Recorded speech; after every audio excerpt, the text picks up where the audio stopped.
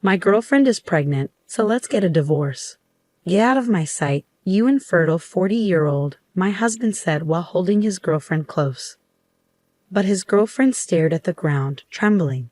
Her reaction was understandable, given the situation. My name is Emery. I'm a 40-year-old businesswoman. I was always good at school, and after graduating from a top university, I started working for a foreign company. I worked abroad for many years and was promoted to department head when I returned to the States. I was doing well at my job and had a happy personal life with my husband Noah. We met in university and started dating when we were 21. We were in the same classes and spent a lot of time together studying and getting to know each other. Our friendship turned into a romantic relationship when he confessed his feelings for me. We started dating after we graduated and began working full-time. 3 years later, my bosses told me I'd be sent to Japan for a 5-year assignment. That's when Noah proposed. I was worried about the long distance, but he said he'd quit his job and come with me. I was thrilled he was so serious about our marriage, so I said yes. We got married and moved to Japan together. I was very busy with my job, and Noah started working part-time at a local restaurant. They gave us some side dishes again today. Fried shrimp. Nice. Looks delicious, I said. Since Noah worked at a restaurant, I didn't have to cook dinner. We managed well with the food he brought home. On weekends, we traveled around Japan, making our time abroad really fun. 5 years flew by, and we returned to the U.S. I started working at the central office of my company and became very busy. With his experience from working in Japan, Noah was great at cooking, so he got a job at a restaurant back home too. Our work and married life were going well, but we had one problem. We couldn't have kids. We were in our 30s, and I started wanting a baby. No matter how much we tried, I couldn't get pregnant. We went through fertility treatments, but nothing worked. 5 years of treatments didn't help at all. It was tough on both of us. Why couldn't we have a baby? I wondered. I felt like I had no value as a woman. After spending a lot of money and putting my body through so much, we finally gave up. We decided it would just be the two of us. Since we hadn't seen much of the U.S. after our quick move abroad post-graduation, we started traveling across America. We enjoyed local foods and visited tourist spots. It was really fun. I imagined a happy future with my husband. Work was going well too. I got promoted to department head and led a large team. One of the new hires looked familiar. "Oh, Lily, is that you?" "Ha, Auntie." Among our new employees was my niece. My sister lived on a farm in the countryside, and I hadn't seen her in about 10 years. The last time I saw Lily, she was in 6th grade, but her name and appearance made me think it was her. "Ah, it's been so long. How's my sister doing? Does she nag you a lot? It's really been a while." My mom is really strict. That's why after graduating university, I came here and started living on my own. "Really? I'm glad you remember me. I had a feeling it was you, but I'm surprised you work here. It's also a surprise for me to meet you like this. Are you a clerk or something?" "Huh? Ah, not really." "Oh, really? I thought you must be a part-time clerk. Most people working here are young and energetic." "Huh." I felt like she was trying to insult me, suggesting that someone my age didn't belong here. When we last met 10 years ago, I thought she was a nice, honest child, but now she seemed quite rude. Should I teach her some manners? It was time for our daily morning meeting, and the new employees introduced themselves. My niece spoke with a somewhat pretentious tone. "There are so many young, cool, and reliable seniors I can turn to here. I will do my best once I learn the ropes."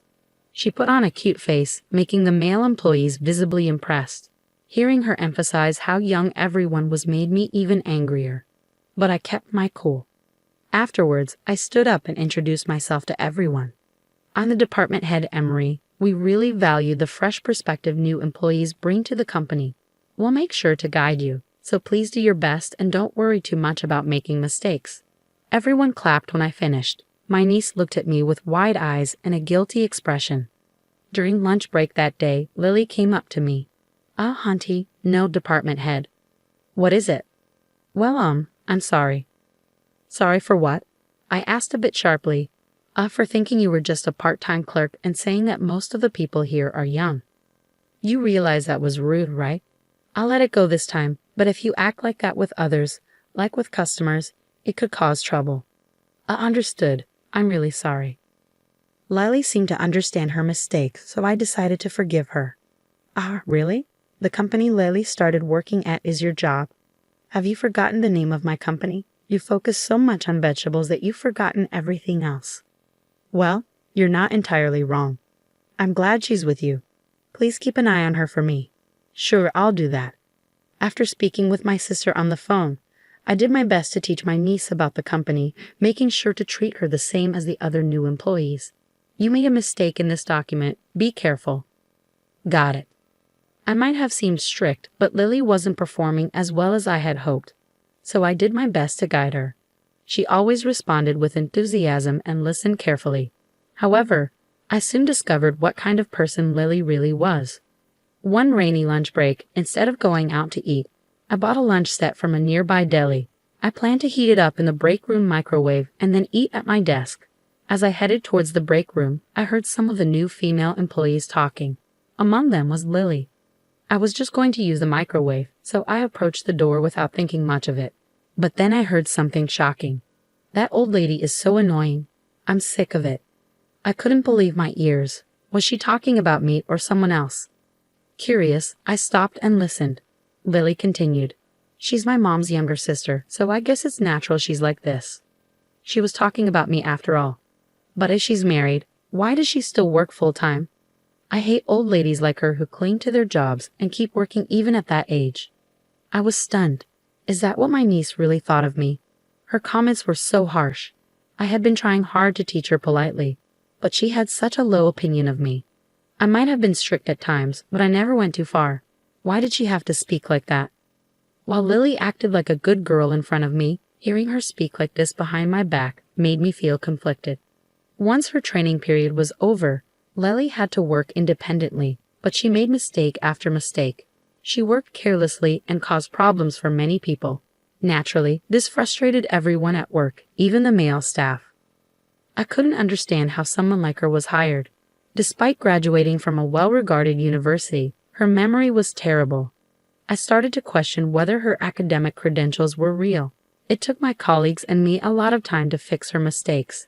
Her presence made our workload heavier than usual.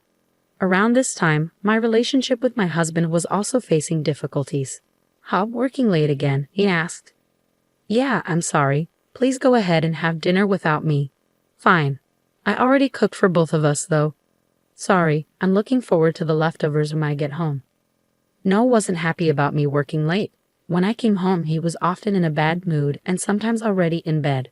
Since he worked in a restaurant, weekends were busy for him, and he frequently go out drinking with colleagues, not coming home until after midnight. Because of this, we spent less and less time together. I never thought we'd end up like this after getting along so well for so long. Meanwhile, my niece started causing more problems at work. She began taking regular time off, claiming she felt unwell.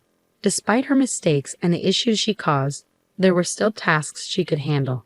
But her frequent absences meant others had to cover for her, leading to more overtime for everyone. As the department head, I was unsure what to do. With worries piling up both at work and at home, I felt completely drained. One weekend, I was at home resting after dinner when my husband finally came in around 11 p.m. As he entered the living room, I noticed someone walking in behind him. "Welcome home." "Oh, we have a guest." I looked at the person with Noah. To my shock, it was someone I never expected. She looked triumphant, but her expression changed to one of shock when she saw me. My husband, oblivious to our reactions, began speaking. "This is my girlfriend." "Huh. She is." "Yeah, and I've decided to marry her." "Wait, what? Marry her?" "Don't be too shocked. She's pregnant with my child." "Excuse me?" "I'm going to take responsibility and marry her. She's only 18 years old after all." "What? 18? Don't get the wrong idea. She's already graduated from high school, so it's a legal relationship. Her getting pregnant shows me that I'm fine. It's your fault we couldn't have a baby," he said with a look of triumph. "My girlfriend is pregnant, so let's get a divorce." "Get out of my sight, you infertile 40-year-old," Noel said, wrapping his arm around his lover. But his lover, my niece Lily, stared at the ground, shaking with shock. Her reaction was understandable, given the situation. "What is the meaning of this, Lily?" I asked. Noah was surprised to hear me say his girlfriend's name. "Huh? You know Lily." Without thinking, I started laughing. That's right, you never met her before we got married. Lily is my niece. She's my older sister's daughter. What? Noah looked between us, wide-eyed. You two are related. Lily kept her eyes on the ground. I don't know why she lied to you, but Lily is actually 22 years old and works at my company. Huh? Noah was clearly shocked by the revelations. Wait, you're not 18. It turned out that Noah and Lily met on a dating app. It was appalling that Noah, already married, would use such an app. Their relationship had been more of a sugar daddy arrangement.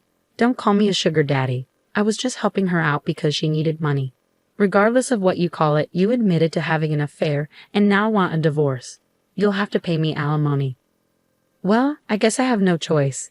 It doesn't matter if Lily lied about her age. She's pregnant, so I need to take responsibility. Well, I acknowledge that you're trying to do the right thing, but it doesn't change the fact that you had an affair. Regarding me being infertile, I've had tests done and I'm perfectly fine. I should be able to get pregnant without any issues. They usually don't recommend fertility tests for men, and I didn't want to push you into anything. But have you ever thought about getting tested yourself? Huh? Lily lied to you about her age and other things. Don't you think you should get a paternity test? What? Are you saying Lily betrayed me? Noel seemed unsure whether to trust Lily or not. Lily, still shocked by the revelation that I was Noel's wife, couldn't say a word. I stood in front of her and spoke firmly. I will tell my sister about what happened and will report this to our company. I've overlooked the fact that you complained about me behind my back and called me an annoying old lady. I can't tolerate this anymore. You're terrible at your job and lied about your age on a dating app. You've gone too far. Even if you don't get fired, you'll be left with no support. Lily's face turned even more pale. If you understand, leave. This apartment is in my name. When we divorce, you won't have any right to stay here. Pale-faced, Noah packed his bags and left the apartment. I hired a lawyer, sent him divorce papers, and sought monetary compensation for damages from both him and Lily. Lily's affair became a big topic at work. Because she made so many mistakes and caused significant trouble, her salary was cut drastically, and she was transferred to a distant office. Unable to handle the situation, Lily quit. Despite her efforts to get the job, she barely lasted a few months. It was all for nothing. She got what she deserved. To leave the countryside, Lily studied hard and got into a good university, but once there, she became lazy. Knowing she was attractive, she used that to get other students to do her work. She rarely attended classes and mostly played around, yet still managed to graduate. Despite her good grades, she was ineffective in her job. I shared all this with my sister, who was furious and brought Lily back to the countryside. Now, Lily helps on the farm every day and uses most of her earnings to pay me back, living on a small allowance. It turns out the father of Lily's child wasn't my ex-husband. Lily had other sugar daddies, but when she got pregnant, they all disappeared. Noah was the only one who believed the child was his and wanted to stay together. However, when he learned the child wasn't his, he left her. My sister plans to help Lily raise her child, which is part of why she brought her back to the countryside. I hope Lily's attitude improves a bit after becoming a mother. Noah continues to work at the restaurant, but his life is tough as he struggles with debt. He lives alone in poverty, worried about what he owes me. As for me, I'm focused on my career. I keep my employees in line and work hard every day. My worries have eased, and I hope to enjoy a fulfilling life moving forward. Thank you for watching.